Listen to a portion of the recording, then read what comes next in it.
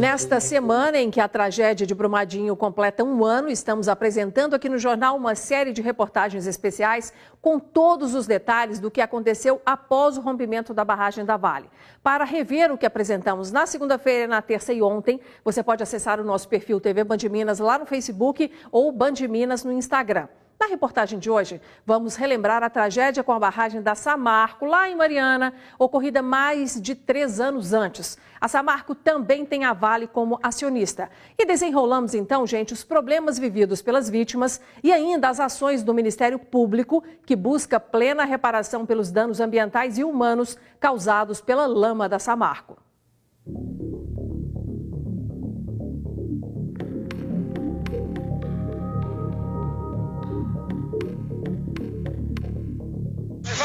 Tchau, acelera! Teu caminhão. Volta. Ô, meu camarada, volta, vira o caminhão e racha fora, Volta, Zé. Volta.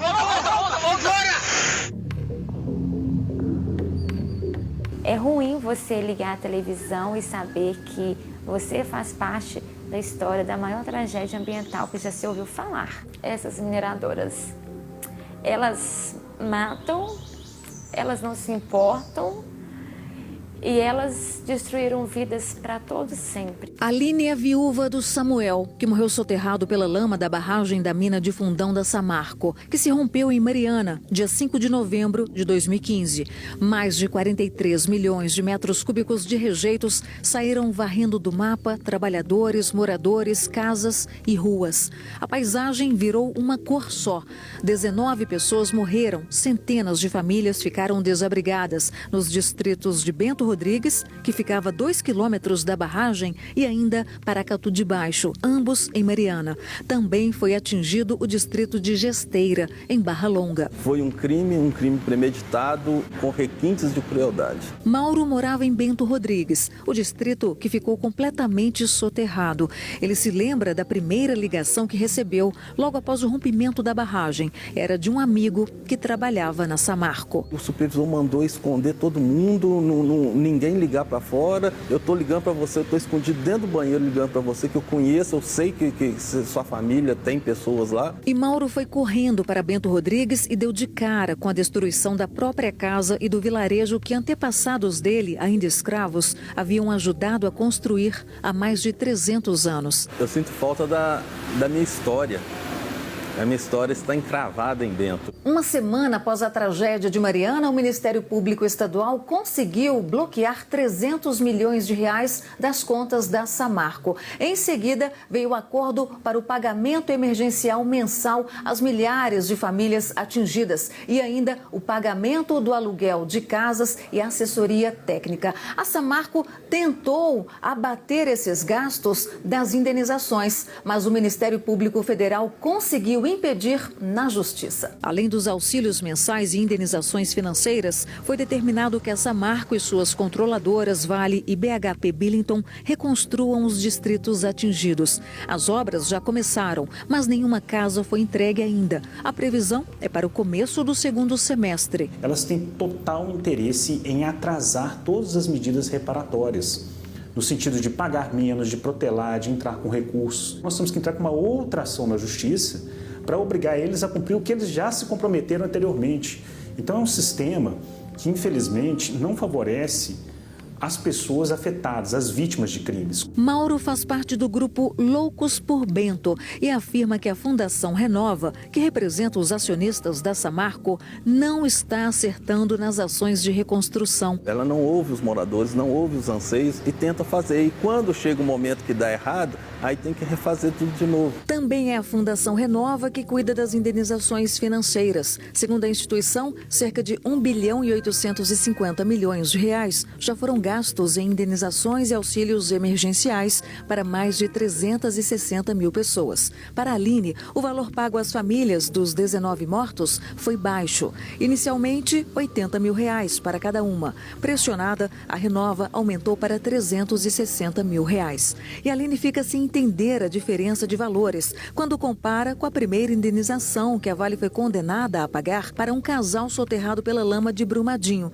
O valor chegou perto de 12 milhões de reais. Ela não foi justa. É muito, mas muito pouco. Para tentar mudar isso, Aline e outras vítimas já entraram com um processo contra as mineradoras na Justiça de Londres, na Inglaterra. A Vale, ela é uma empresa de fazer dinheiro, mas ela é uma empresa também de matar pessoas. O poder do capital ele é muito forte e a justiça funciona para os pobres, para os grandes empresários, as grandes empresas. Infelizmente, a justiça ela não funciona. O promotor responsável por Mariana conta que tem se esforçado muito para minar essa força do poder econômico. As empresas, em vários momentos, elas impediram ou não quiseram pagar essas medidas e o Ministério Público teve que entrar com várias ações na justiça para requerer esses direitos, dentre eles a indenização. Elas sequer se comprometem a cumprir o que elas falam. Elas adoram fazer publicidade, mas na prática, aqui no dia a dia, é totalmente o contrário. Uma das maiores vitórias do Ministério Público foi tirar o ônus da prova das costas das vítimas. Ou seja, lá no começo, os moradores é que tinham que provar que possuíam bens que foram levados pela lama, com fotos, vídeos ou documentos. Mas uma ação do MP conseguiu transferir essa responsabilidade para a Samarco. Eles precisam declarar os seus direitos e, se não houver prova contrária por parte das empresas Samarco, Vale, BHP ou da Fundação Renova, deve ser considerado verdadeiro o que for declarado. E declarado para quem quiser ver, também ficaram os estragos que a lama da Samarco causou ao Rio Doce, gerando o maior desastre ambiental da história do Brasil, chegando até o mar, no Espírito Santo. O Rio Doce dos séculos 17, 18 e 19, ele não existe mais. Apolo Eringer é o criador do projeto Manuelzão, dentro da UFMG, que busca a revitalização da bacia do Rio das Velhas. E com a experiência de mais de 20 anos pesquisando o meio ambiente, o professor garante que os bilhões de dólares pagos pelo minério de ferro de Minas no exterior não justificam os estragos provocados pelas empresas. A gente destruiu o Rio Doce vale mais do que tudo isso que foi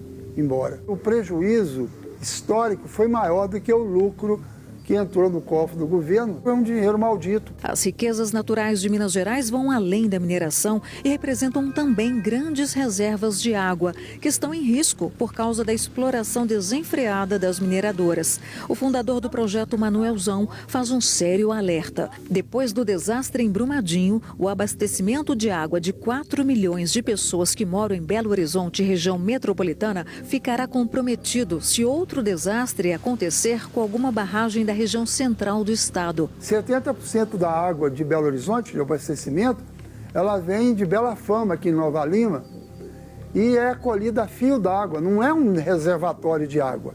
Então, se romper uma barragem no Alto Rio das Velhas, de Nova Lima para cima, Itabiri, Ouro Preto, e acima, vai interromper o abastecimento de água de Belo Horizonte no dia mesmo, na hora. Em outubro de 2018, o Ministério Público Federal conseguiu que a Justiça tomasse uma decisão importante para as vítimas da lama da Samarco, ao garantir que o direito de reparação não prescreverá jamais. Não importa o quanto a mineradora protele as indenizações. Por outro lado, em outubro do ano passado, a Samarco conseguiu a última licença ambiental que faltava para voltar a operar o complexo de Minas de Mariana. Mas a empresa ainda não anunciou quando vai iniciar as operações. No caso de retomada, a Samarco já vai utilizar uma tecnologia que prevê o empilhamento dos rejeitos arenosos, e o espessamento e colocação em cava dos rejeitos lamosos. Então, uma tecnologia mais moderna e de menor risco. As mineradoras sempre são privilegiadas por decisões governamentais, alerta o professor Apolo Eringer. Segundo ele, por todas as mortes que as lamas da Samarco e da Vale causaram e pelos danos intensos em 700 quilômetros do Rio Doce e também no Paraopeba, as mineradoras precisam se tornar mais competentes. É um mau negócio para o Brasil esse tipo de mineração.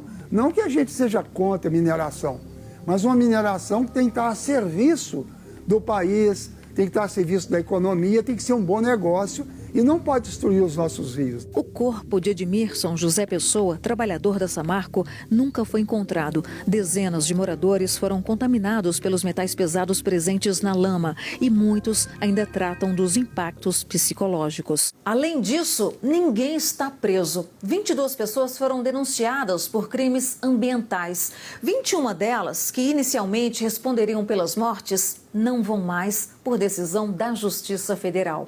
Assim como em Brumadinho, laudos técnicos apontaram problemas na barragem antes de ela se romper.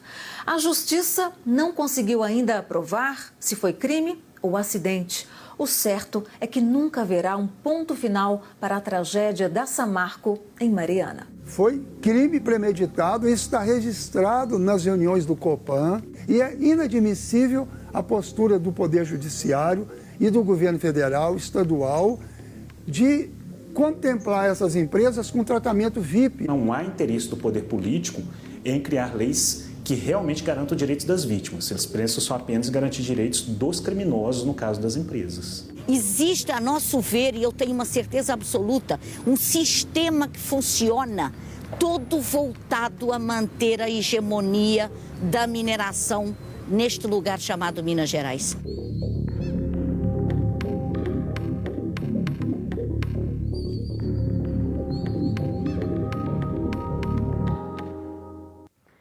A Samarco nos informou hoje que só vai retomar as operações em Mariana quando terminar de instalar o sistema de filtragem que permitirá o empilhamento de rejeitos a seco de forma mais segura. O prazo estimado é de pelo menos 1 ano após a obtenção da licença de operação corretiva. E quando voltar a extrair minério em Mariana, a Samarco disse que atuará apenas com 26% da capacidade produtiva. E sobre a indenização do Edmilson, cujo corpo nunca foi retirado da lama, a Samarco disse que está em negociação com a família. Também fizemos contato com a Fundação Renova, que nos disse que as casas que estão sendo construídas para os moradores atingidos foram desenhadas aí com a ajuda das próprias famílias.